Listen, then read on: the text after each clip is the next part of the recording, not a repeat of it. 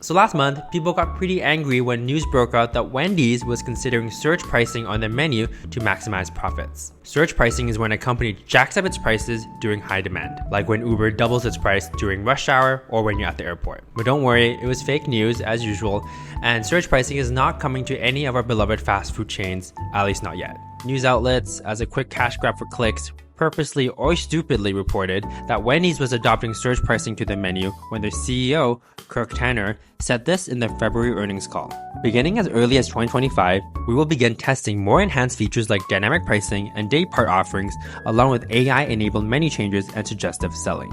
Low-quality journalism and your mom's news WhatsApp groups got hypnotized by the word dynamic pricing and immediately assumed that Wendy's was going to adopt surge pricing in all of their restaurants to maximize profits during lunch hours. Obviously, if that were true, I'd also be pretty pissed. Imagine you're hungry, having worked all day, and you're lining up at Wendy's, and suddenly they jack up the price of the burger by 2 times just because it's busy. Except for the fact that I don't know anyone that actually likes Wendy's. Burger King wasted no time to hop on the Wendy's hate train by immediately tweeting, "The only thing surging at BK is the fire. We don't believe in charging people more when they're hungry. Free Whopper or Impossible Whopper with $3 purchase in the BK app through Friday at participating US restaurants." From all this craziness, Wendy's PR team had to come out and clarify what exactly their CEO meant by dynamic pricing. One initiative is digital menu boards, which are being added to the US company-operated restaurants.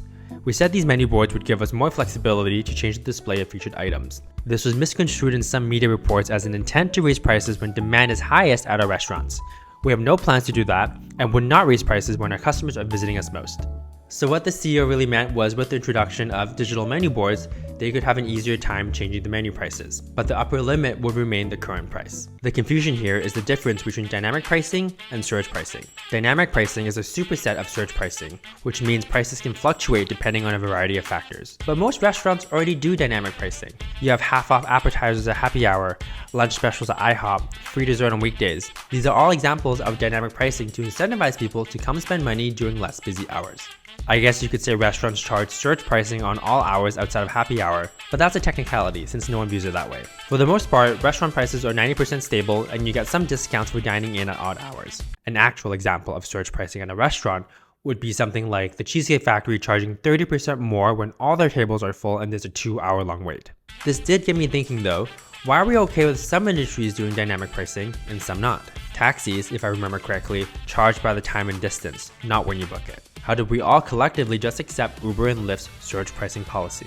The same goes with flights. Why do prices fluctuate so much? If I buy a ticket last minute, it's probably going to be 3 times more expensive than if I bought it 1 month ago, which honestly doesn't make a lot of sense to me because if the plane isn't full, shouldn't you be discounting last minute tickets so that you can sell at the plane? I guess it's just societal norms, like tipping. In America, we're used to tipping waiters, barbers, and delivery drivers, but we don't tip our accountant or our piano teacher. Tipping actually really pisses me off as a concept, but I won't get into that today. There are positives though with dynamic pricing, both for the customer and the company. As a customer, you could get some really good deals. For example, I love eating at IHOP at 3 p.m. because their menu is only $6.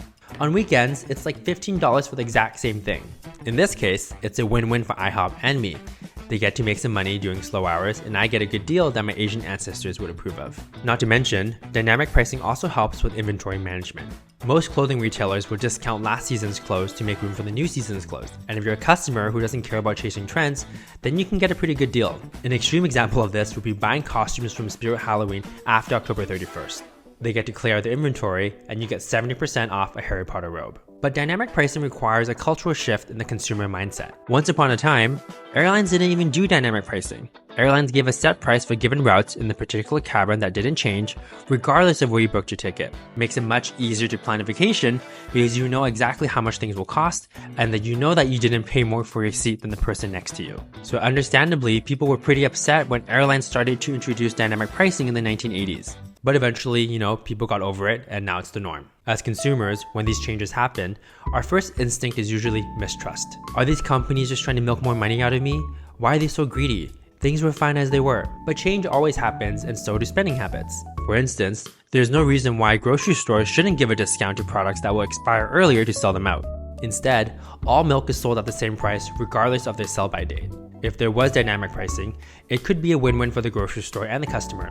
They get to sell out their old inventory faster, and if I'm going to use all the milk anyways in a few days, I don't care about the later expiry date. It really boils down to marketing. How do you present these offers so that the customer thinks they're actually winning, even if they're not?